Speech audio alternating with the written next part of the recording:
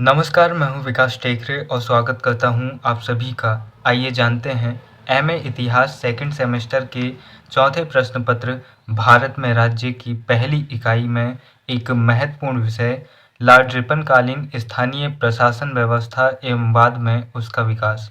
हमें यहाँ पर जानने का प्रयास करना है कि लॉर्ड रिपन के शासनकाल में उन सभी महत्वपूर्ण घटनाओं के बारे में जो इनके समय घटित हुई, चाहे वो इल्वर्ट बिल हो या फिर स्थानीय स्वशासन हो या फिर शिक्षा के हंटर आयोग की बात हो।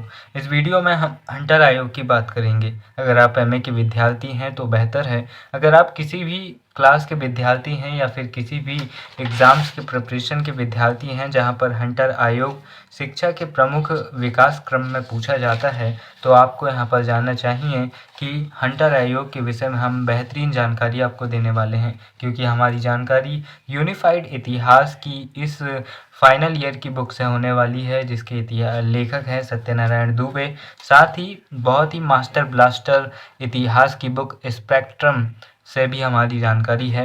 यहाँ पर हम पहले जान लेते हैं लॉर्ड रिपन के बारे में, क्योंकि रिपन से ही निकला है शिक्षा का सुधार।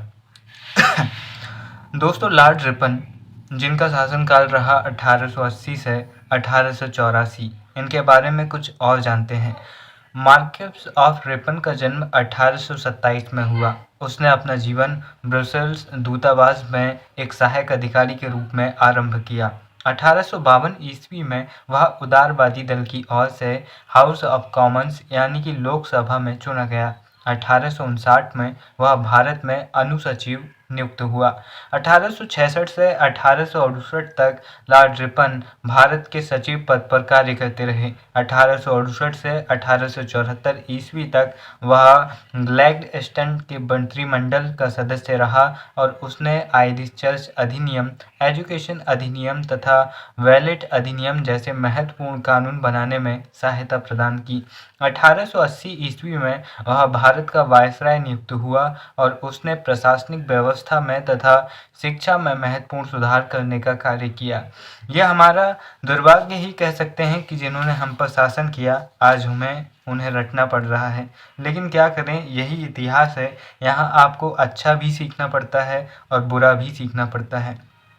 अब देखते हैं हंटर आयोग क्या था और हंटर आयोग ने वे कौन सी सिफारिश की जिसके कारण हंटर आयोग को भारतीय शिक्षा के विकास क्रम में एक महत्वपूर्ण सीढ़ी के रूप में माना जाता है।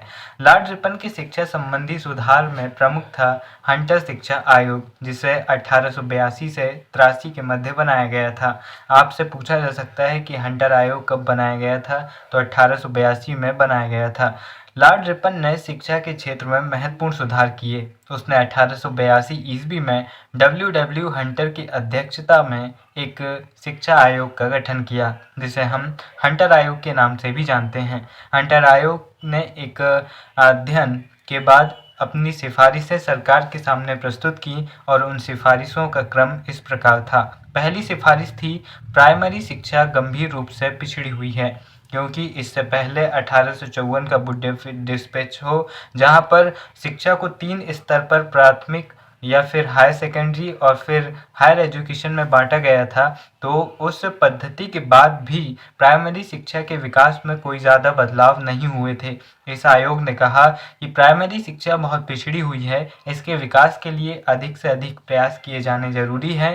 प्राइमरी शिक्षा को स्थानीय संस्थाओं को सौंप दिया जाना चाहिए। चूँकि इससे पहले स्थानीय स्वशासन व्यवस्था आ चुकी थी, इसलिए इन्होंने उस बात को ध्यान में रखते हुए कहा कि स्थानीय संस्थाओं को यह प्राइमरी शिक्षा का काम सौंप दिया जाए। इसके बाद हम सेकंड इनकी सिफारिश देखते हैं। सेकेंडरी शिक्षा के क्षेत्र में अच्छी प्रगति हुई है।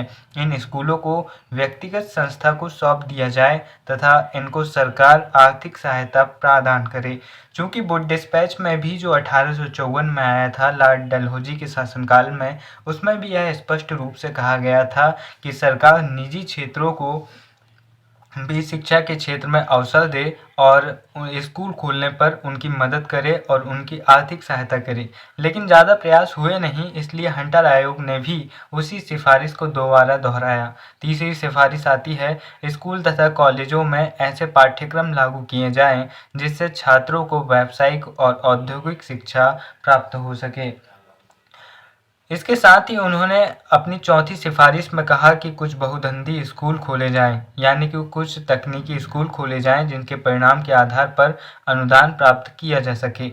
कुछ ऐसे स्कूल भी खोले जाने थे जहां पर जैसे आज हम आईआईटी या फिर आईआईएम जैसे कॉलेज या फिर संस्थाओं के बारे में पढ़ते हैं, उसकी परिकल्पना इसी हंटर आयोग के जरिए की गई थी और उनके विकास के जरिए या फिर उनके परिणाम के आधार पर ही उन्हें अनुदान प्रदान किया जाता था। हंटर आयोग की पांचवी सिफारिश थी कि सहायता प्राप्त स्कूल और कॉलेजों को कम शुल्क पर शिक्षा देने की अनुमति होनी चाहिए ताकि उनका भी विकास हो सके और उनके जरिए भारतीय जनता को शिक्षा प्रदान की जा सके। छठवीं जो सिफारिश थी वह थी कि मुसलमानों के लिए शिक्षा के विकास के लिए विशेष प्रयास किए जाने चाहिए। हम कह सकते हैं कि यहीं पर से धीरे धीरे शुरुआत हो रही थी भारत में सांप्रदायिक बंटवारे की। इसके बाद हंटर शिक्षा आयोग के सुझावों के आने के पश्चात अगले 20 वर्षों में माध्यमिक एवं कॉलेज शिक्षा का तीव्र गति से विकास हुआ तथा भारतीयों ने इसमें सराहनीय योगदान दिया। अध्यापन एवं परीक्षा विश्वविद्यालयों की स्थापना भी की गई, जिनमें पंजाब विश्वविद्यालय 1882 एवं इलाहाबाद विश्वविद्यालय 1887 में स्थापित हुए और इनके जरिए यह सिद्ध हुआ कि हंटर आयोग के प्रयासों के जरिए ही भारतीय शिक्षा में एक महत्वपूर्ण बदलाव आए थे। जहाँ पर भारतीय शिक्षा या फिर भारतीय शिक्षा में पाश्चात्यकरण जो वेस्टर्न कल्चर एजुकेशन है उसकी शुरुआत मैकाले शिक्षा पद्धति से होती है, वहीं पर हम वुड डिस्पैच को भारतीय शिक्षा का मैग्ना कार्टा कहते हैं। यानी कि अगर वुड डिस्पैच न होता तो मैकाले शिक्षा पद्धति का कोई महत्वपूर्ण योगदान नहीं होता और कुछ विकास नहीं हो पाता भारतीय शिक्षा का। वही हंटर आयोग को भी हम भारतीय शिक्षा के विकास क्रम में एक सीढ़ी समझ सकते हैं, क्योंकि अगर ये ना हुआ होता तो हमारी जो टेक्निकल स्कूल्स हैं या फिर जो हमारे बहुदंडी या फिर जो प्राइमरी स्कूल का जो स्थानीय संस्थाओं को देने की बात है वो हो नहीं पाती। इसीलिए उन दोनों के महत्व के बराबर भी हंटर शिक्षा आयोग का महत्व है और इनकी सिफारिशों के जरिए ही भारतीय शिक्षा में एक महत्वपूर्ण बदलाव हो पाया। वीडियो के अंत में बस इतना ही कहना चाहूँगा।